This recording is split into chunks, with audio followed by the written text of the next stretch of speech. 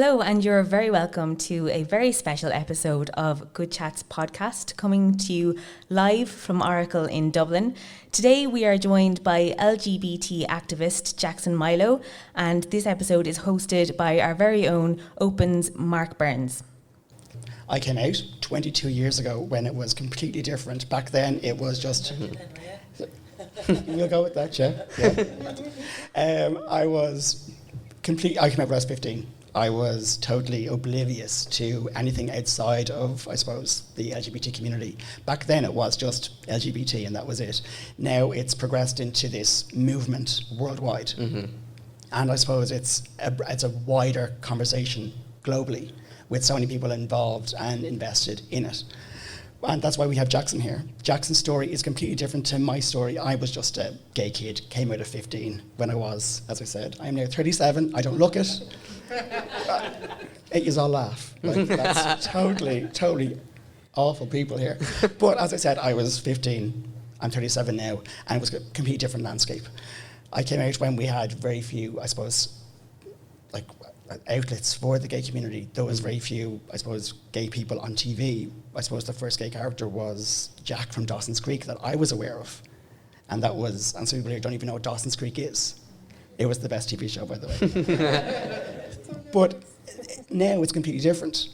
It's a complete different world. We have Instagram, we have Facebook, we have YouTube, and that's where Jackson comes in. Mm-hmm. And Jackson's story is, as I said, completely different to mine, but it is an amazing story.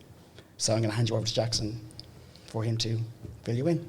Oh God, hello. I'm very nervous. My heart's coming out of my chest, so if I choke a little bit, I'm sorry. It's crazy because like I can speak, like you said, to a couple of thousand in front of a camera, but the second you put me in front of real people, I'm like, oh God. But yeah, if we start from when I actually started, I'll say started coming out, because I didn't just come out once. When I was 13, I had like a massive kind of breakdown. I was scared. I was like running around my house. My mom was like, what is this child doing? And I went into the sitting room. She like sat me down. She was like, what is wrong with you? Like, you need to like, because I was just crying and I didn't know why I was crying. And she was like, what is wrong? Like, just sit to me. And she was getting so angry and frustrated with me, but not like mad at me. She was like, I want to know what's going on. And I just blurted out like crying, like, I think I'm bisexual. And she was like, that's it. That's all that's going on here. And I was like, yeah. And she was like, that's nothing. It's fine. We'll figure it out. Chill out. And I was like, oh, okay, cool. And then I was like, getting confident in like sexuality. I was like, yeah, I'm bisexual. This is cool, And I was walking around, and I think it was a couple months later, and she was washing the dishes, and I was like, Mom, I think I'm a lesbian. And she was like, I would give you a hug, but my hands are wet. Can you give me a few minutes? And I was like, yeah, sure. And she was like, okay, just know that, like, as she was washing this, she was like, it's fine by me. Just give me a few minutes. And I was like, yeah. And then that was fine for her, and she was completely chill with that. And then I was 15. I just came home from school. And do you know when you go into those like the black holes of YouTube where you don't know how you ended up on these videos? Like, you just sit there for hours and you're like, I started watching cooking videos and now I'm on like the most random like giraffes, how they speak. It's like, how did I get here? It was kind of one of those. And I think I was watching like the Ellen recaps, because I love Ellen, she's great. And it came up like 1 year on testosterone, and I was like, oh, like, what's this? What is this? And I clicked it, and it was a trans guy, and he'd been on hormones for a year, and he shows the whole progression from being what we call pre-T, so like pre-testosterone, to 1 year. And he like explained, like, I was like, oh, he's really interesting. And then it was like how to know you're transgender, or like the signs and stuff like that. And like after watching that video, I was like, oh God, no. I was like, please no. And like I sat there watching his videos for hours, and I was like, this is me. Like, I don't want it to be, but this is who and what I am. And the first thing I did was I texted my friend. I was like, I've just figured something out, and it's absolutely terrifying, and I don't know what to do. And she was like, oh God, okay, come out to me tomorrow and we'll talk about it. So I talked to her, and the first thing she said to me was like, so what name do you want? Like, it wasn't, oh God, no, I wouldn't tell anybody. It was like, oh, should we pick a name? Should we go back to my house, have a cup of tea, pick a name? And I was like, sure, yeah. And then we went back, and then it was a couple months before I told my mom, because I just couldn't do that. And I was at home, and I was actually editing a video for a different channel I had at the time, and I was like editing, and she walks in, and I was like, I'm fine, I'm cool. And in a second she was like, hey, how was your day? I just broke down. It's like, that the one word, like, are you okay? And that's when you start crying. It was like that. And was like, oh, I think I'm transgender. I don't know what to do. But the worst thing for me was that my mom is an absolute angel. Like, she's perfect. But the one thing that kind of went against me was her sister thought she was trans when she was younger, because she was very tomboy, very masculine, always with the guys. But that was her phase. So the fact that my mom had an experience with transgender phase kind of gave it extra time for me to really explain who I was. But then when we had everything figured out a couple months later, she was totally on board. So yeah. That's actually amazing, because I think every gay person, like LGBTQ plus, has that light bulb moment, regardless of watching television or YouTube or just hearing someone speak. It's like, oh my God, I feel seen, I feel represented. It's like a light gets switched on inside. That's it. You suddenly feel as though you're able to be you, because you can see this person has I suppose when you're trying to figure out yourself, you're sort of confused. You don't really know where you're going to go. And then when you see someone who's older, who has basically everything together, you actually feel validated, and you're like, oh my God, this is me, and this could be my future. If this makes sense, I don't even have to explain it. I just said it in my head, and I was like, I'm even after confusing myself. Just say it's you're confused because you don't know why you're confused. That's it. Like, literally, that's it. You're like, why am I confused? And that confuses you. Yeah. And then when someone says it, and you're like, oh, okay, that makes sense. And then when you have that moment, then you're like, oh, I'm gay. And then everything sort of falls into place. It's great for a moment, and then it's like, oh God, what am I gonna do? It's like, yeah, oh no. and that's it. But just going back there, I'm going to talk about, I suppose, the phase. Every gay person will have heard in their life, it's just a phase. And with that comes an eye roll, and you're like, it's not a phase. I know myself what I am. But by saying it's a phase, you actually feel as though you're being discounted by that person, because you don't know you. It's like, no, I've lived in this body, I've gone through this, I know exactly where I'm going. But because you're saying, oh, it's just a phase, it's like, oh, thanks for that. And because you said that with your mom having, I suppose, with your aunt, was that much of a struggle for your parents to accept, or was it just? I think it was more like, because when my mom grew up, I'm living there now, but like I'm growing up, because I'm still quite a child. I'm growing up in Finglas since I was 12. And it's a rough enough area. Like, it's known for being a bit dodgy. But because she grew up there, it was a lot worse a couple of years back. And when my mum was growing up, it was, a lot of gangs, a lot of like drug dealing. There still is. I'm not going to like fob it off, but there still is. But it wasn't as open. And they used to show up to my mum's door and like turn to my nanny, who like had never done any harm to anybody, but they'd be so vulgar about it. They'd be like, I hope you know your daughter wants a sex change. Like, she wants this, she wants that. And my nanny was like, if she wants that, she'll come to me herself and she'll tell me, But I think it was because of how vulgar and kind of malicious it was. My mom didn't want that for me. She didn't want the bad side, the negativity, the people going against you, the transphobia, the homophobia, all that stuff. So she wanted me to really, really be certain before I told anybody. And it wasn't like, I don't want you telling anybody, because they'll distance themselves from the family. Like, she couldn't care if someone was like, Jackson is trans, we're not going to associate ourselves with that. She's like, right, then leave. The door's that way, So she just didn't want no mother or loving parent wants that for their child, Yeah, so it wasn't the fact that you were trans, it was the fact of all the hate that she'd experienced with your aunt. Yeah. She didn't want that directed at you. Yeah. So I suppose that's it. And it doesn't help that, like, we really don't like that aunt. Like, she's the aunt that we don't like. We all have them. It's always that one relative. Yeah. So it doesn't help that it was her. And I suppose back to your coming out story, you came out when you were in school. Yes, all-girl Catholic school. Which is unbelievable to me. Horrific. I suppose, was there much, when you came out there, I suppose, abuse, bullying when you came out there? I don't think there was bullying, because like my mom's always taught me, like, if anybody tries to give you anything negative, just laugh. It's the best thing you can do. And I used to think that was the stupidest thing I've ever heard. But like, when people used to be like, haha, you're this, you're that, blah blah blah, like, they'd use the T slur. Like, there's transgender, and then there's like tranny that people use. And if people use that against me, they're like, haha, you're a tranny. I'm like, okay, that's a fact. Can you hit me with an insult?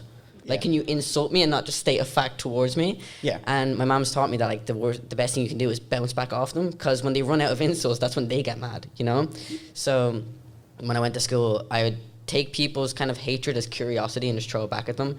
So, like, someone walked over to me when I find it hilarious. I think you heard last time that I came out in transition year. I was just like, ironic. Yeah. And when I walked into my first day, there was this girl. Now, she's always been known as a loudmouth, but she's no harm. Like, it's just her. It's just people know that's who she is. And she walks over to me with a big smile on her face, being like, oh, so you're a transgender now. That's great. And I was like, it's not the right terminology, but I guess so, yeah. And she was like, so what does that mean? And I explained it to her, and she like was like, oh, I'll figure it out, and walked off. But it was more so people just being like, once you're happy, like, that's fine by us. But it was actually the principal and the vice principal that were very heavily Catholic, very kind of backwards, that just weren't accepting of it. Students were curious and, you know, kind of being like, well, if that's who you are, cool. I say they said stuff behind my back, but that doesn't bother me, you know. So the experience I had in school was great with the students and a lot of the young teachers, but when it came to like the older teachers who had grown up in this school being like a convent, and then the principal also being in the school so long, it was kind of that stuff that threw me back. Yeah. And that's where you met your fiancée, My Kate. fiancée, yeah. Yes. Kate, yeah, she's at the back. Kate is So actually sitting she's at just the back. slouching in the Yeah, seat she now. is hiding now. Yeah. Yeah, so I remember from the last time when you spoke that I suppose you didn't know if Kate liked you or not. No, I was like known as that. People didn't even know what to call me in school. They were like, it's that kid with the trousers. That was the kid. Because I was the only person in 600 students in the 60 years that my school's been open, been allowed to wear trousers. Because my mom came in and would like scream at them, being like, my child doesn't want to come into school because he has to wear a skirt. Like, I need him to get an education. I need him to be comfortable within his education. So like when I started wearing trousers, Kate had moved over from Ukraine. So Kate's originally from Ukraine. And she didn't have very much English or like understanding of the LGBT because it's very not spoken about in Ukraine. So when she came over, she turned to her friend who could speak Russian and was like, why is there a boy in the cafeteria? And her friend was like, oh, that's Jackson. Like, he's trans. And Kate was like, can you explain? Like, help me understand this. And when she did, Kate was like, well, he's cute. I like him. She was like, this is cool. So, like, me and Kate, she's older than me, but because she didn't have very much English, she was going to get thrown straight into junior cert. So they put her into second year. So I was doing the junior cert and she was in second year. And then she skipped TY, and I'd only just finished, so we ended up in the same year, and that's how we met. Oh, right, okay. Yeah. And how old were you then? I was 16. So you're together 2 years now, Yeah, 2 years. which is amazing. Yeah. Because to go through, I suppose, all of that hmm and still, be together and everything. Yeah, like, because I remember the first time I went over to Kate's house, I was like, oh God, we're probably going to have a conservative parent from Ukraine. What am I going to do? Because, like, I'm not going to lie, like, I did look like a 12-year-old boy. Like, I still do, but, like, testosterone has done absolute wonders for me. But like I was walking over with this little fringe and like literally like arms like twigs, walking in being like, hey, I'm a boyfriend. And she was like, and I was like, what am I gonna do? And Kate's mom was just like, oh, nice to meet you, like you seem lovely. And that was that. It wasn't questions or anything. She was like, if Kate likes you, there's obviously a reason why. Which is brilliant. Yeah. Because I said to Jackson just as we were coming down here, I heard Jackson speak a few months back, and I think you're on testosterone how long now? 8 months. And I think over the past, since the last time I heard you speak, your voice has changed. It's gotten deeper. Like, I always turn to Kate, like, I'll have these little moments where I'm like, nothing's happening, nothing's changing, I've waited 3 years for this. And then I look back at video and I'm like, well, damn. I'm like, okay, there is something changing. So, yeah, it's changed a lot. I don't know would I be able to play an audio over the mic? Would that work? Yeah. To show a difference? Yeah. Yeah, I'll try. Oh, gosh. It doesn't, like, to me, it doesn't sound that different, but to everybody else, it does. So I'll see if this works. Oh, gosh. Hold on.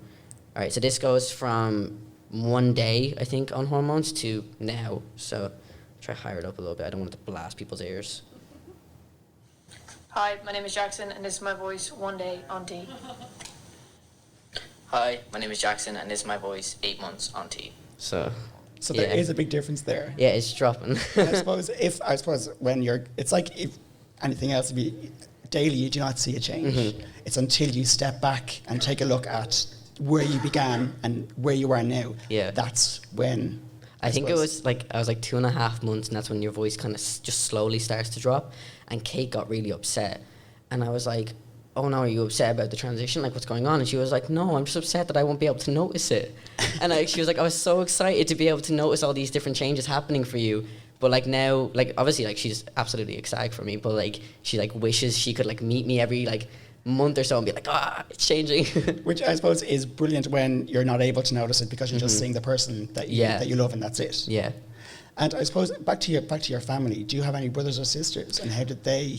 I have suppose, two react? brothers and two sisters. One sister I don't get to see because she's a different mom, and like my dad just kind of like ruined that relationship. So like we get to see her every now and then. Like she Okay. knows of us, and she's like really happy to have older brothers and sisters. But basically my brother Jordan, who I'm the closest to, I've told that story before, so I'll leave that one for last. It's a bit of a breather. But basically when I came out to my brother Luke, he's like, people see him like he's 6'3" and he's quite a big build. So when people see him, they get really intimidated. But he's like an actual teddy bear. Like he'd never do any harm to anybody, and he's really shy, so he keeps to himself. So like a lot of my friends are like, I'm like, oh yeah, my brother Luke, and they're like, you have another brother? I'm like, we've known each other for 3 years. Yes, I do have another brother. He just stays in his man cave. But my sister was very reluctant because my sister Charlotte we didn't get to see.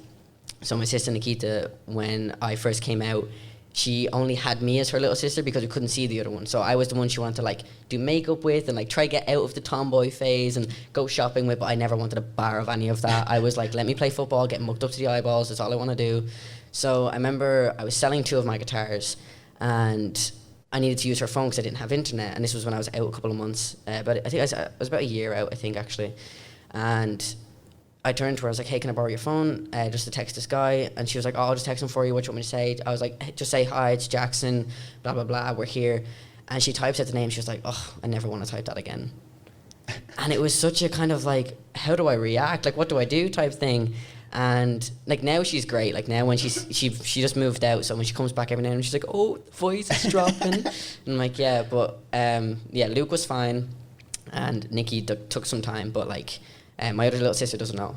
She doesn't know yet. We don't know if my family are like, maybe you should tell her when like you're a few more years on T, or when she's able to understand it a bit more. But she's so smart that I'd say if I said it to her, just be like, okay, over the head. And how old is she? She just went 10, well, so she's double digits now. Yeah, like they know, they have they have YouTube, they have everything. She's an actual angel. Like we were talking to her mom just because it was her birthday on October 1st, and her mom was like, nobody give her money because she just wants to donate it all to Dogs Trust.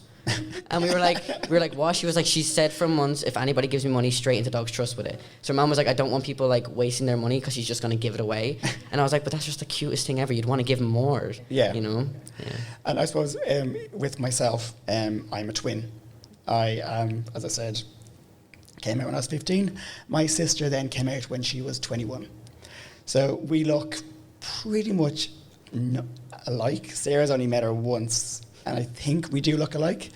But my sister came out, and she blames me for her having to come out later because she went, you got there first. The spotlight. Yeah. So you got there first, and therefore I had to wait until basically I could, and that was it. So I was like, fine. So she came out when she was 21, and now she's with her current girlfriend. They moved in together. They're buying a house together. But my sister has a daughter. Oh, Yeah. that's so cute. Who is 17. Oh, wow. Yes. And she is beautiful, but I'm sure she knows more than I do about everything else in the world. But there's that connection where my sister and her daughter have that, and which is brilliant. And Ria would support Emma in anything she ever did, which is brilliant to see. And you sort of have the same, I suppose, support network for everything that you do and everything you go through with your family. Yeah, like when the story I was going to tell about my brother, so we're classed as Irish twins. We actually are not even in the Irish twin frame, but because we're like 2 weeks out of it, people are like, just count it Irish twins. So we grew up like attached to the hip. So like we were like the brother and sister everybody wanted to be, you know? And we used to like make videos together. Like that's where like YouTube kind of started for me. Like we used to make these little skit videos together, and like we'd always like, you know, do like games together. Like we were literally just best friends growing up. And then when I came out as bisexual, I actually hadn't told him, and I put it as a Facebook post, and he was really hurt by it. He was like, I wish you would have came to me and told me. And I was like, oh, I'm sorry, I didn't realize, I didn't think you'd like be that important to you. And he was like, no, I want to be there for you in any way I can. And I was like, oh, thank you. And then when I came, the reason that he found out I was gay was because I was dating one of his friends at the time. And I broke up with him. He's like, why are you breaking up with me? And I was like, I like girls. And he was like, oh, okay. And then he went off and told my brother. And my brother didn't know, and I like freaked out in school, and I was like, oh my God, and I texted him, I was like, I'm so sorry, and he's like, oh no, shit, I just wish he hadn't told me, that wasn't right of him to do. And I was like, at least he's on my side. But when it came to coming out as trans, once again, it was washing dishes. I love to do washing dishes. But my mom was like, one of you is washed, one of you is dry, that's the rhythm was too. And I was drying them, and he was like, we'd been watching a documentary the day beforehand, and it was about people transitioning, and I thought it was the coolest thing ever. So I was like, right, this is a good way to ease into coming out to Jordan and see like how he feels about it. And he was on the couch on his phone, and I was like, oh, it's great what they can do, isn't it? Like, you know, live their most authentic lives, really be happy in themselves. And he was like, no, that's rotten. And I was like, oh. And he was like, yeah, like, born a girl, stay a girl, simple as, born a lad, stay a lad. It's not the way it works. And I was like, oh, wow. God, what am I going to do? I was like, what am I going to do? And the next day, I like turned to him again just to test it. I was like, do you really feel that way about trans people? He's like, yeah, they're like mentally ill. Like, it's just rotten. And I was like, we're not mentally ill. And he was like, we? And I was like, oh, dear God, what am I going to do? I was like, I'm going to get a plate thrown at my head or something. And we didn't talk to each other for a week. So he'd open the door to me in the house, and he'd just walk away from the door, nothing being said. And I was with my friend at the time, and we were in my room, and she's super protective of me. Like, she's like a little chihuahua. Like, she goes for anybody that goes for me. Like, and she knew the situation with me and my brother, and he comes into the room, and she like literally like a dog, like pounces up, goes, what you want? And he was like, I want to talk to my sister. She's like, you don't have a sister in this room. And he was like, I want to talk to Jack. And she was like, that's better. So she like sat at the end of the bed. And my brother doesn't like get upset, he doesn't get emotional, and he just cried. And I was like, what are you crying for? He's like, I'm really sorry, I just didn't want to lose my little sister. I felt like I was losing you when you said that to me. And I was like, no, I was like, I'm your little brother, like if that is helpful. And he's like, yeah, I know, it's just growing up with a little sister, I felt that protective side of me constantly. And he's like, I just didn't want to lose that connection with you. And I was like, you could have just said that to me instead of being a big hard man and putting your walls up, you know. But like, we're literally like, we're back to being attached at the hip. Like, we do media together, we do short films together, we write together, and it's great to just have that connection back with him, you know. Which is brilliant. Yeah. But back to, I suppose, what you just mentioned there was, I suppose, your ex outing you to your brother. Mm-hmm. That's one thing that I am, I suppose, I feel very strongly with ourselves, the LGBT community, because it's our story and it needs to be respected. Mm-hmm, that's definitely. It. I've worked in places where I've interviewed, and by the time day one, everyone in the whole building knows that I'm gay. And it's like, why would you do that? Mm-hmm. It's like when I joined Oracle, I made a conscious decision not to come out. I just basically became myself. I was unashamedly myself. When people asked about me, I mentioned my husband Anthony. They were together for, You're so cute, by the way. Sorry? Yours are so cute, by the way. We do try. But I just didn't. I just was like myself, and that's it. But then when people find out that you're married to a man, it automatically piques their interest. They want to know, when you got married, what do you look like? Like, everything. And you're just like, you wouldn't ask your straight colleague that. You wouldn't go, oh, you're married. You just go, okay, yeah, they're fine. That's it. Mm. But when it's a gay couple, it's automatically very different. Yeah, like when I started my new job, well, it's not new, like I started in May, I knew that I was slowly on hormones that I could kind of not have to come out, not have to tell people. And I'm in the men's dressing room, and there's a lot of male workers in the job. So like, I wear a binder into work most days, and so it's like a compression vest to make your chest appear flat until I get surgery. And like, I have to go into work and then go into the stalls and get changed and put my uniform into my locker. And don't get me wrong, nobody's ever pulled me on it, but like, a few of the staff now, like I'm open with my section of the job. I don't feel the need to tell like the restaurant or the accommodation or anything like that, because I work in a hotel. And like, to my section, everybody knows. Nobody makes any type of deal out of it. Like, it's literally like a smidgen of my personality, which is what I like is your identity shouldn't be based around like your sexuality and stuff like that. Exactly. So when this guy found out, he's like, he's lovely now, he's harmless. And he found out, and because he found my Instagram, and I had a few pictures, and I was like, oh God, no. And I archived those pictures, like hoping to God he didn't see them. And I was like talking about a fitness plan I was about to start, and I was like, yeah, it's actually it was designed by a gay woman, and she's like, she looks amazing, like she's so built and like a lot of muscle. And he's like, oh, that'd be great for you then. And I was like, oh no, I know you didn't mean any harm, but like, oh God. So like, he still calls me Jackson, he still sees me, but I know it's changed his perspective of how he treats me. So it's a lot more kind of fragile kind of relationship now, not like the kind of like, one of the boys' relationships, kind of like, So you feel he's on guard with you? You feel that it's sort of a step removed rather than just one of the lads? Yeah, it's like that. A lot of people, when they find out I'm trans, they treat me the way they treat one of the friends that's a girl. Like, they wouldn't play as hard, they wouldn't make as many jokes, they wouldn't be as kind of like vicious as lads are. Like, you know, when lads like, have a laugh, they don't treat me that way. Yeah. And that's kind of one of the most offensive things I think to do. Because you said it there, I suppose being trans isn't your personality. No. It's the same way being gay isn't my personality. It's not what defines me. I suppose when people get to know you, they'll see that. But it's just a matter of being able to, I suppose, educate people on yourself, and that's it. Yeah, like when I first came out, it was, I'm not gonna lie, I made it my like whole personality. I was like talking about it constantly, and like now I only talk about it if somebody else brings it up, or like if I'm talking about surgery, because I'm getting surgery in like I think like 84 days, and I'm like super excited for that. So like if it comes to that, I'm like on the countdown, I'm like, guys, Poland, so excited, you know. I'm also terrified. I've never had surgery before, so that's gonna be fun. I'm just like 84 days. That is, for me, thinking about that. It's nothing. It's nothing. It's nothing, but also I haven't had to think about that because when I came out, I was a gay man. I am a gay man. I didn't feel like you would have felt uncomfortable in your own skin and that you need to go have surgery to actually feel yourself, which to me is just mind-blowing. Like, people, when people come out as trans, people are like, oh, they just want to be trendy. They just want to be this and that. Like, the difference between being gay or being like a lesbian or being trans, there's a massive difference. Like, we're in the same community, but it's completely different lives. Like, 100%, you know? Yeah, for people in the LGBT community, there are, I suppose, there are lines and there are different alliances and there are different judgments that we all have and that we all put up against each other. I suppose, I don't know if, I suppose we have RuPaul's Drag Race. And there was a character in it called Kimchi, drag queen. She's a makeup artist. She's amazing. But in the final, she sang a song, and it was basically no fats, no femmes, no Asians. And it was because that is an actual thing that people would put on dating apps, just to put it out there to go, no, this one, I'm not into this.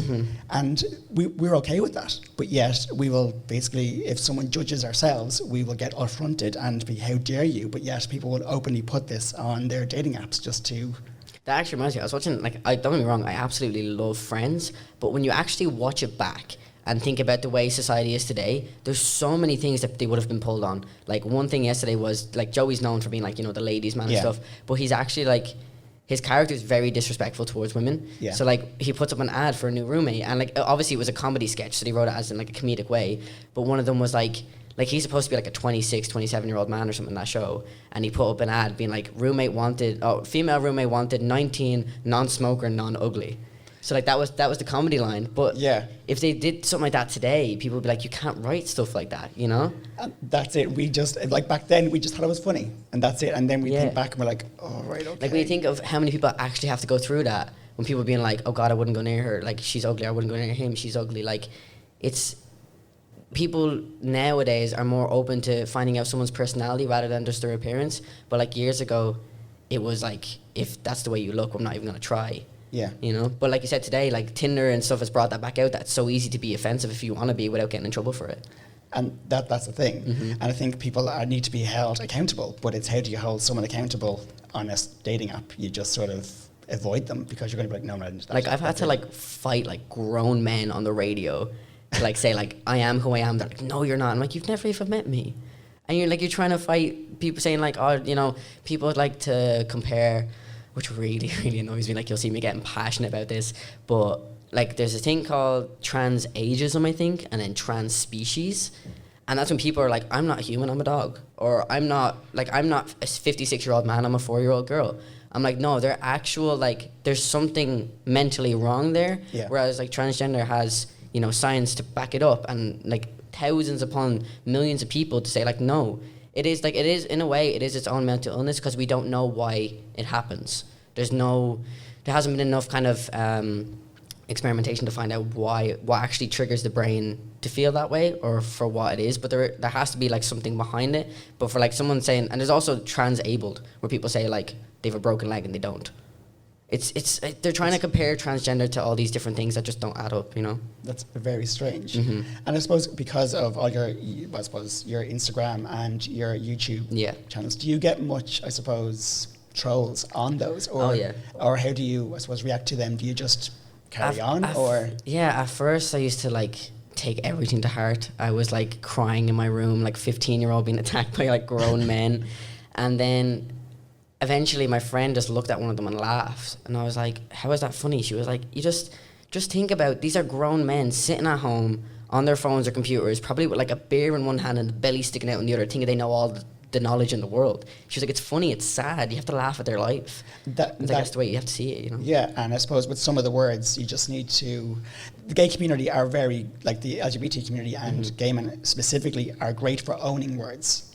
That's it. If you put a word to us, we will take it and we will own it. Like the word queer. To me, if someone says queer, I physically feel ill when I hear it. But there are people out there who call themselves queer in the gay community, and it's totally accepted. And that's it. You just need to, I suppose, take the words and own them, and then go, it doesn't have any effect on me. Yeah, but like it also comes to the debate whether or not everybody in the LGBT community can use the same words as each other. Yeah. So like for me personally, I wouldn't be able to use like for my friends that would be gay, I wouldn't be able to use like the F word towards them. No. I just wouldn't. Yeah. I physically don't say that word. to my friend who would like say if it was a joke with my friend over text that we knew that we were comfortable with, like joking with us, because like we both be like, one of us would be bisexual, one of us would be gay, so like we'd like joke with each other. But if somebody was to be like, oh, look at that like F word over there, I would physically want to get sick. Or if someone walked over to me, like if a gay man walked over to me, or a lesbian woman, or anybody from the community that I didn't know walked over to me and was like, oh, like it's a little T word, I'd be like, don't say that. Like that's not okay. You know, it's finding the boundaries and learning people's boundaries, because with cis people, like cis straight people, they think that because I call myself like the T word, I don't even like saying it when people, because some people get uncomfortable with me saying it, but I get comfortable with my friends. Like, but if I'm like, oh, like love being like a T word, like some people get uncomfortable with that. But then if a cis straight person hears me saying it, they think they can call me it because I've called myself it. Yes. But it's not how it works. Yeah, no, it's not. Like it's like the N word. Like you can't reclaim something that's not yours. Yeah. You know? Also, you just never say that word. Oh no, never, never. It's, well, don't even. No, but like as we're all aware now that you do social media really well and you have your YouTube. Oh, thank you. How has that, I suppose, affected you, like for finding your tribe, I guess, as I said earlier on? Has it helped massively? Has it? I guess like I've a lot of close friends who I've met through social media, who I wouldn't have met through social media, like I wouldn't have met in real life, and I'm really, really grateful to have them in my life because they've educated me in a lot of ways. But it has its negatives in a way that it sounds so douchey of me to say this, but like when I meet, so say if I was with like a friend who I haven't seen in a few months and they're introducing me to someone, they'd be like, oh, this is my friend Jack, like he has a YouTube channel, he has an Instagram, blah, blah. I'm like, don't make that the first thing you say about me, because like sometimes I don't want to talk about it. Yeah. Like, and if somebody like plays my video at a party as a joke, I cringe. I literally walk out of the room and I just can't do it. And it's not even me being embarrassed. I don't like that side being shown as something that I should feel superior for, you know? Which is great. Which is actually, I suppose, it shows you're humble as well. You're not just going, I'm a YouTuber, that's it. Yeah, I don't even use the word YouTuber. I think we did on the blogs. We were like, it's no, it's fine. I mean, like, I wouldn't explain myself. Sorry. I wouldn't explain it myself. Like, I wouldn't call myself a YouTuber. Like, when people are like, oh, like, would you be a YouTuber? I say sometimes I'm like, I guess so. Yeah. Like, in ways, you know. In ways. I think it's more so for people who actually have like a full-time career out of YouTube that would like use the word for that. Like I'm working in a hotel. I just think it just seems very tiring to me. Oh, it is. Yeah, like I'm It just very old school. I'm like, you just go to work and that's it, and then you don't be getting on YouTube and making videos because it's just very tiring. It's the worst when you're like editing for like 2.5, 3 hours and your computer just crashes and you just want to scream. Like if you're writing on a notepad, like an assignment for work or typing up, like it saves automatically, like it's there. But if like the software just shuts down, like that's gone. I know we've all written those emails that halfway through it's just crashed, or an Excel sheet, and you're just wishing It's the worst feeling. everything to happen to that laptop. And you just want to crash with it. You're just like, take me with you. That's it. Yeah. So I'm just going to open it up to the floor to see if you have any questions for Jackson. Yeah? Like social media is great to give power to lots of people and their voices. What role, like what are the risks, what are the opportunities of social media for people getting their voices across? But also, what is maybe the responsibility of more traditional media for LGBT rights or views? I think that's a really good question, by the way. Thank you. I literally was talking to Kate on the way here. I was like, if I get any like really in-depth questions, I'm like, oh. But no, that's a really good one. I was actually just thinking about this myself the other day. It's not even social media that tries to like expose the trans community or like the LGBT community. It's the the media that's been there the whole time. So like I've seen like newspaper articles try to make us look so bad. I've seen there was like this one person online who detransitioned, and they like exploited that story, but they don't take it into thousands of people who've happily transitioned. And it's the, I don't even know the word, like it's the normal media, not like YouTube, or it's all those, you know, like the websites for like the journal.ie and all that stuff. It's those people who exploit it, and I think it's clickbait. Yeah, they clickbait us to bits. Like it's the worst. Because I'd seen that article where I'd seen it in the news actually, where that girl had decided that she wasn't a male anymore, and she was detransitioning, so she'd come off hormones, and she decided that she was going to live as her original sex. And to me, I couldn't understand it. But then all of a sudden, the next day in the paper, it was just a rise in numbers of people detransitioning, and they're calling them regretters. And like, regretters is an awful word for anything, regardless of you being trans or anything. It's like, excuse me, what does that even mean? I think one of the main things that the media says, and it's the worst phrase I've ever heard, is letting young kids mutilate themselves. And being said, like, someone telling me that I'm mutilating myself because I'm becoming who I really should be is like the worst thing to say to a kid, like to a teenager, to anybody in general. And like, it's the people that say that stuff that have absolutely no idea what transitioning really is, you know?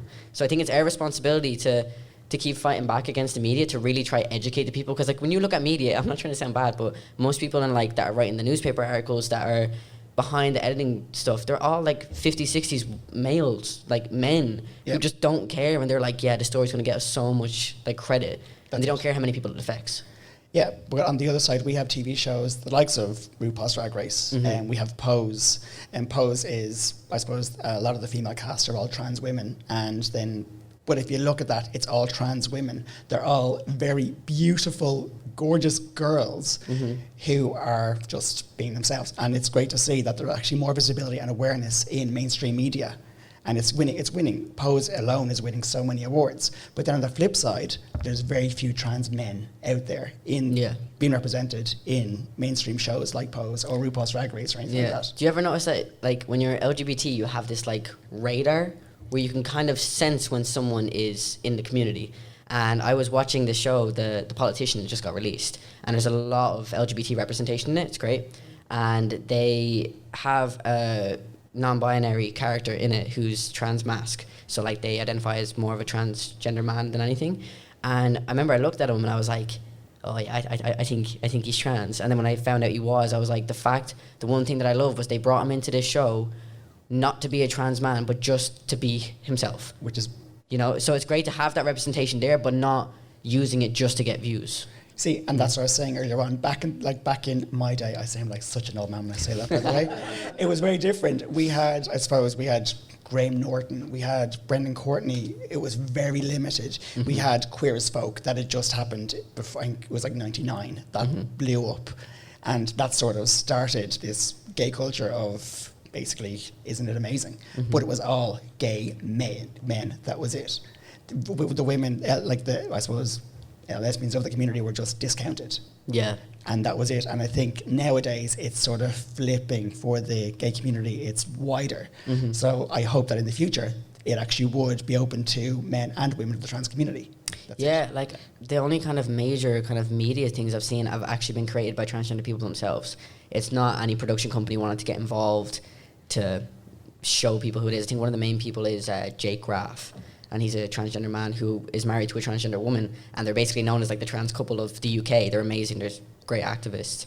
And because the wife was originally a captain in the army, and when she came out, it wasn't cool for them. You know, it was just like, oh God, what is this? But they've still kept her as the captain of that army. And they've not dismissed her. They've not done anything. They were like, if this is who you are, you're a great captain. We're going to keep you. But it's kind of, you don't find the education unless you're looking for it. You know?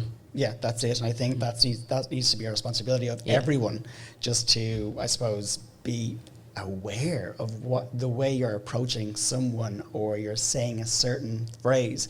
It might be flippant, you mightn't be aware of it, but it could actually not physically, but it could emotionally hurt someone.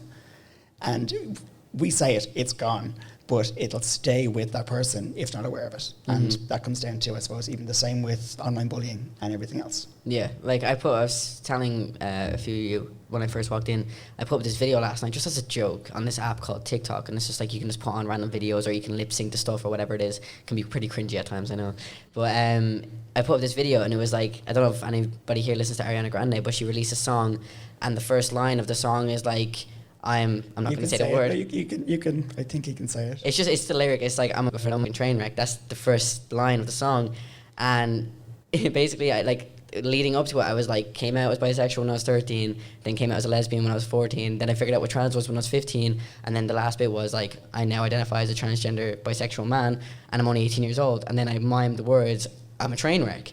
Yeah. And it like blew up and got like 50,000 views in one day, and there was like so many nice comments, but there's always that one that sticks with you, which was like, you probably just should have saw a counselor then. Like basically, like you need help. You know? That's it. And that's one that sticks with you. Yeah, and that's it. You forget about all the praise you've received or everything else, or people enjoying your videos, but that one comment discounts everything, all the work you've done. Yeah, exactly. It's one of those things that I don't think it's ever going to change. I think like someone like this. There was one of the phrases I heard, and I'm really trying to stick by it. It's, you shouldn't see the glass half empty or half full. You should just be grateful that there's a glass of water there. Yeah, you know, which is a good way. Which is a good way to look at it. Yeah. Do we have any more questions? Any notes to pass up? Yeah, any notes? I have a question. Yeah. Thank you so much. It's no problem. Amazing. I'm surprised I didn't pass out. I was so nervous. Oh, I was in the seat. Like my forehead started twitching as I started talking. I was like, oh God, no. You're doing amazing. So my question is, because hearing your story, it sounds like your mum was amazing, incredible, so open, and she seems to have responded in such a loving way, which probably isn't the case for everyone. So I guess for any of us who have friends who may come out to us or children, like what would be advice? Maybe it's a question for your mum, but like, what would you say? Or if you think that maybe someone is in a position where they're worried about coming out, and as a friend, you could do something to help them, let them know you're okay with it. Supporting them, is it? Yeah, it's a really good question. A lot of people are scared to ask it because sometimes they don't want to hear the answer. But I think the best thing to do if you think that someone's going to come out as trans, or someone does come out as trans, just like even leading up to it, like if you think you know, or if you're definite that you know, or you've seen a post, just show them without telling them that you're supportive. Like when it comes to, one thing that I hate is when somebody gets my pronouns wrong, or when they, like, it doesn't happen anymore, thank God, but when they used to, they'd freak out. They'd be like, oh my God, I meant like he, I didn't mean like she, like I really respect you as a person. And it's like, and they go off on these rants and you just want to leave, like you just want to walk away. I think the best thing to do is like, if you even mix up, because gender neutral pronouns can be quite hard for people who aren't educated. So like I have a lot of non-binary friends, so I'm really used to saying they, them pronouns. And Sam Smith just came out, and the question about the media was, they had no respect for Sam Smith's pronouns at all. Like they came out and they were like, I use they, them pronouns, that's who I am. And the media were like, oh, he just came out as non-binary, we should really respect him. And I was like, it just went against everything you just said. But it's really just trying to, what I said last time, and I think it really sticks, is when someone comes out as transgender, it's not just a transition for them, it's a transition for everybody around them. Like my whole family had to transition with me, you know? So it's, a lot of people that come out as trans expect everybody to just overnight, just straight to it, but that's not the way it is. And if someone tries to force that upon you, you need to like stand up for yourself, because you're not being offensive. You say, you need to give me time. You're not asking for like 6 years. You're asking for like a week or two, or like a couple of weeks, because it could be someone that you don't see that often, and that's hard if you're not around them to adjust to that. So it's really just trying to kind of just try to keep the reminder in the back of your head. It's not going to affect your daily life. It's not going to be a strain on your, you know, like your workload or anything like that. It's just try to stay aware is the best thing to do. And like if they come out and, you know, one thing that we experience is gender dysphoria, which is just one of those days where you just feel really, really bad that you're trans, and it's like it's all those bad thoughts that, oh, I'm never going to be like, you know, like a real man or all that stuff. It's just bring them out for like a cup of coffee, or just like have a movie night and just take people's minds off it. You know, it's not an easy life. I'm not going to say it's the worst life in the world, because there's so many people who have it so much worse than me, but it's not easy, you know. So what you're saying, I suppose, for the support piece. Yeah, sorry, I ramble so much. I probably just completely went over that. It's totally fine. I suppose what the message you're trying to get across is to just be there, be you, and be able to accept that person just anything. treat them the way any friend would be upset, or any friend was having an issue. Just be there for them and just do what they love to do, take their mind off it, and just show them in the little ways you support them. Like, you can actually get like little pronoun badges now, and they're like €1 on Wish, and like you can get the ones that you stick to your bag. So like you can actually use a whiteboard marker. So like if one day they figure out, you know what, maybe I'm actually not non-binary, maybe I'm actually a trans man, they can just switch it, and that'll remind them. They're like, oh, remember, like she or he got this for me, and like that was really cool of them. So it's just knowing that you have support there is the best thing to do, you know. Yeah. So. Which is good. And I suppose that's the same for the LGBT community. It's just, if someone does come out to you, just accept it. Like, don't, I suppose, because we had this last year, and it was very much just don't discount it. Don't go, oh, okay, thanks. Or I knew. It's like, well, you knew. It's you like, could have I told didn't me, know. and I would have saved myself a lot of time exactly. here. It's that piece. So it's just a matter of, I suppose, being able to accept the person and just be there for them. It's really hard for someone to accept themselves as trans or gay or bisexual. So like, just to show them that you accept them, it's a big deal. Like, it is a bit. We mightn't show it. We might just go, oh, like, oh, thank you. But like on the inside, your heart's just like full of love, you know. Oh, that's so cute. Any more questions? People are getting comfortable now. This is good. This is good. And there's no wine. It's like, just go ahead. I can't stand wine. I don't know how people drink wine. You'll get that when you're older. Yeah. It's fine. Yeah, I used to hate cider, and now it's like my best friend. Thank you so much, Jackson. No, you need to stop thanking me. Thank you for having me. Like, no, genuinely. So you talked earlier about, I suppose, how supportive your peers were in school when you came out initially, and the challenges around maybe the teaching. Yeah. You know, what are we doing in schools today to make it easier, you know, for somebody to come out and to be their authentic self in the school system? What more could we be doing? Yeah, it's a great question, and there's actually one simple answer. TENI are amazing, and they have TENI is Transgender Equality Network Ireland. They're not like funded by anything. They're like an organisation that kind of depend on the public support. But if it wasn't for TENI, my school wouldn't have even budged a bit. So basically, TENI is actually run by a transgender woman called Vanessa, and she's amazing. And and she got somebody to come into my school who was actually, she works with the organisation, but she's a mother of a trans guy, which really helps with experience. And she came in and she had a meeting with the principal and the vice principal. And she was like, look, if you give me an hour of your time just in the school, like during the summer holidays, get the teachers in for an hour. That's all I'm asking for. Or even like if you have a bank holiday, if you have a meeting, get everybody in for an hour. I will tell you everything you need to know. So like how to respect child's pronouns, how to kind of ease other kids into their transition with them, and like everything you need to know. And it's amazing. And it's basically like just making sure, the main thing is that the teachers are educated, because teachers are the ones doing the educating. It shouldn't be like, for me, it was my job to educate 600 students about what transgender was, while also trying to do the junior cert or the leaving cert, and it wasn't fair. So it's the fact that the teachers their job is to educate, so it shouldn't matter if there's a little bit more educating to do, you know? So like when TENI came into my school refused to bring TENI in. They didn't want a bar of it, and TENI sent, the woman who was running, Catherine, she sent the best email. Now, they tried to sue her for it, but she sent the best email that was saying, if you don't give me an hour of your time to educate your staff and the pupils of the school about what transgender is, you might have to hold a 1 hour memorial service for this child taking his life, because people aren't supporting him. And they just didn't want to hear that. And it's the truth behind it, though. It is. It's an unfortunate truth, but it's there. Yeah, but TENI have the resources there. A lot of schools just don't know about it. Yeah, because they also do an employer network as well. Yeah. Which you can get them in, and they will do the same. Yeah, literally. Yeah, and like, it's just some people just don't want to. Like their education is there, they just don't want to get educated, and that's just ignorance. Yeah, you know? you'll get that in any walk of life, regardless of it being, I suppose, trans community or LGBT community. I think anywhere there are people who are just going to be ignorant and happy to stay there. Yeah, 100%. That was a great question, though. Thank you. No, thank you. So I have a question for you about the practicalities of it. So obviously you've got medication, surgery.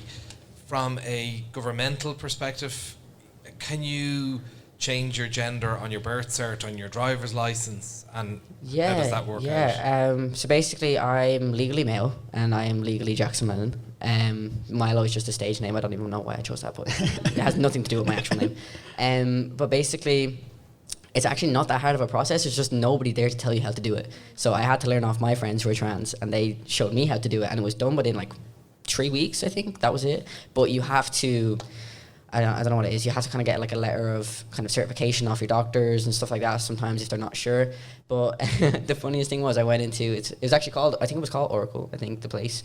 And it's this printing place, and it's right beside the forecourts. And I went in, and when I was like, when I change my name legally, is that when I can get my gender legally changed? And they were like, yeah. And I was like, how do I do that? How long does it take? She said, they're so terrified in there of somebody suing them for not getting a gender cert back to them. She's like, I'll be back in a week. I was like, well, that's good. They should be scared. You shouldn't stall somebody's identity. But I actually called up the HSE about my medical card because they just took it off me. And I was like, I really need that for my transition. Like, it's really expensive. And I rang them, and they were like, what's your reference number? And I was like, I don't have one right now. And they were like, what's your PPS? So I told them, and they were like, what's the name? And I was like, Jackson Lennon. They were like, that's not the name we have. They're like, we're not going to speak to you. And I was like, is it? And I said the birth name. And they were like, yeah, but we can't speak to you. I was like, it's still me. And they were like, what? I was like, I'm trans. That's the name I was born with. I don't use it. I don't associate it with myself. And they were like, well, we can't speak to you. That's the name that we have in the system. And I was like, ask me any questions you want. I'll be able to answer them on the spot. He put me on hold for like 4 or 5 minutes. And then when he came back, I was so pissed off. I was in this like monotone thing. He was like, birthday. And I was like, boom. He was like all the security questions. I was like, boom, boom, boom. And he's like, okay, sorry, how can we help? And I was like, oh my God. I was like, that should have been, because I got a letter being like, it changes. So basically your legal gender and your legal name will change with your PPS once it's all connected. So that should have happened for me, but they didn't. So it just messed up a lot. But if you get into like medication, trying to get medical access in this country for transgender people, it's basically non-existent. Like, I had to go up to Belfast to get a consultation after waiting 3 years for an appointment with the endocrinologist here. And I still haven't got my appointment with the endocrinologist. It's actually at the end of this year. I signed up for the list when I was 15. Yeah. And they were like, you'll be waiting 18 months. I was like, cool. And I was supposed to get my appointment at the start of this year. And then I rang them. They were like, oh, we were supposed to ring your appointment's pushed back for a year. I was like, oh my God. That has to be very frustrating. Oh, I don't just know. knowing that there's a date that you cannot control that's literally just changed, and that's it. And I have so much, like, I had to go to private counselling to get my gender diagnosis. There's no public services here to do it anymore. So I had to pay like €600 to get someone to write, yeah, he's trans. Like, that was €600 for that. And then, well, it wasn't even me. Like, my poor mom had to pay for it because I was so young at the time. And then I ended up raising money to start private hormones, because when I got the call, I was like, Mom, I cannot wait a year to start hormones again. Like, I wouldn't even be on hormones now if I had waited. And we got told about this doctor up in Belfast who's basically like an underdog. I'd never heard of him. And I know like everything about the trans community in here. And when I heard about him, I was like, this man sounds like Jesus. Like, I need to go. And I went up to him, and like sitting in an appointment for 20 minutes, he was like, yeah, I can write you a prescription. Like, after waiting 3 years and then sitting with another person for 20 minutes to tell me, like, yeah, this is who you are. I can write you a prescription. And I was on hormones within 5 days. It was madness, because when you pay for it, they'll give it to you. But if you're not paying for it, they're like, nah, you can wait. It's horrible. And I suppose with that wait comes the chance that people could, it's awful, but you could lose lives. Oh, and the only and definitely 100%. And the only person who does top surgery now in Dublin is retiring. So there's nobody here in Ireland anymore for anybody. So she's doing her last surgeries this year. So where will you go for? I'm flying to Poland in January. Wow. Yeah. So a lot of people I know have actually flew to America just to get surgery done. Like, there's basically, like, if you go to England, you're paying £8,000, and if you go to Poland, you're paying €3,000, which you can claim back off the Irish government because they have no resources. Right. So okay. It's not too bad, but like the fact that I have to fly to a completely different country and like recover over there and then fly back and recover home as well. There should be more here, There should be, and there should be more, I suppose, especially nowadays when we have the resources. We should be able to, I suppose, implement them somehow to help, or even just start the process of helping people. And the amount of like like LGBT people you'll see who go actually into psychiatry just so they can be that people for other people that they didn't have. Which is brilliant You know, to hear. it is, yeah. Because Like I have so many like trans friends who are gonna probably become like endocrinologists or are gonna become, you know, like a specific person for trans people to diagnose them because they didn't have that person and they want to be that person for other people. Which is great. Yeah, but it shouldn't be that way, you know. No, it's great that's happening. It's great that we are doing that, but But like, there is that phrase that we all know. It's like, be the change you want to see, and that's exactly, it. yeah, exactly. So you're doing that now, and your Yeah. friends are doing that, Mhm. and then it's pretty much just making Ireland a better place. Yeah, so that's definitely, yeah. So do we have any more questions for Jackson? It's very walking on eggshells type thing. Oh no, like But I'm open as anything. I'm open as books. So you're fine. I've been here sitting thinking, don't say that word, don't say that word, just don't say that word. Reword that question. So, Oh. yeah. So oh no, it doesn't bother me. I know you're not being malicious. It's Yeah. you can tell when someone's being curious and when someone's being malicious. So Yeah. But I think that's pretty much everything we have time for now. it's been a nice little chat. I like this. Yeah. And I think we're going to, I suppose if we have no more questions, we're just going to wrap it up. And then you'll be around for, I suppose, a few more minutes to answer of questions course. outside of. If anybody was behind the waiting to microphone. ask one-to-one, that's completely fine. Yeah. I understand. Okay. Yeah. Certainly, thanks for joining us here. Thank you very much for having me. This was lovely. Kate just smiled at the back. Yeah. And that's it. So thank you. Thank you.